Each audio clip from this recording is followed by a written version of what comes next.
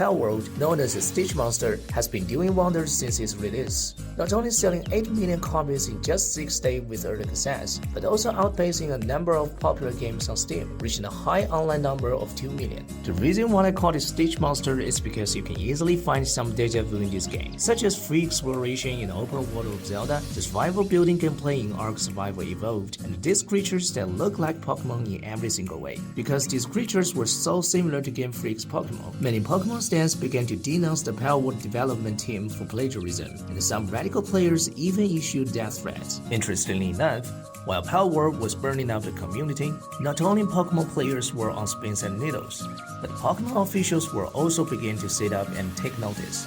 On 25th January, a message appeared on the official website of the Pokemon Company, and also the company didn't explicitly refer to Palworld. Everyone knew that the other company referred to no one else but Palworld development team Pocket Pair. After all, it's the only game that is similar to Pokemon and released in January. So the question is, can Pokemon's letter of intent threaten Palworld? Or put it more bluntly, did Palworld copy Pokemon? Before answering that question, we need to take a look at the similarities between Palworld and Pokemon.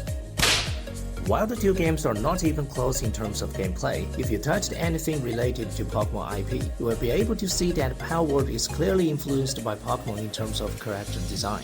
Judging from the images listed by netizens, many of the creatures of Palworld do share the same design elements as Pokemon, such as the same color scheme, body size, and even some details. If you ask me do they look like, my answer would definitely be yes.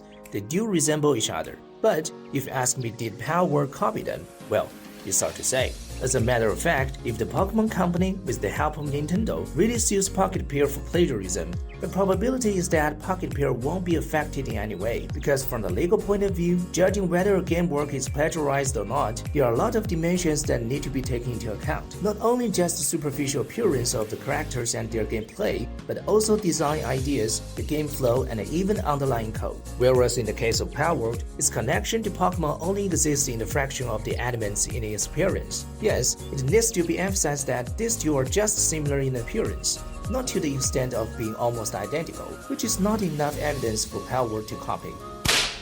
Let's recall here the dispute between The Legend of Zelda Breath of the Wild and Genshin Impact in 2020. After Genshin Impact was launched, many gamers believed that it copied Zelda. Not only were the two highly similar in terrain such as grassland and snowy mountains, some of the skill effects and monster appearances were similar as well, which led to Genshin Impact and the developers team behind it being verbally attacked by many players. Since then, the discussion about alleged plagiarism with Genshin Impact has continued for quite a long time, until it launched the 2.0 version. The voice of plagiarism has gradually become less. And during that year, Nintendo didn't make any statement on that matter, and all the discussions about plagiarism stayed only among players. So, as you can see, even for Nintendo, which is known as the strongest legal department in the Eastern Hemisphere, it's quite difficult to obtain legal support in such matters.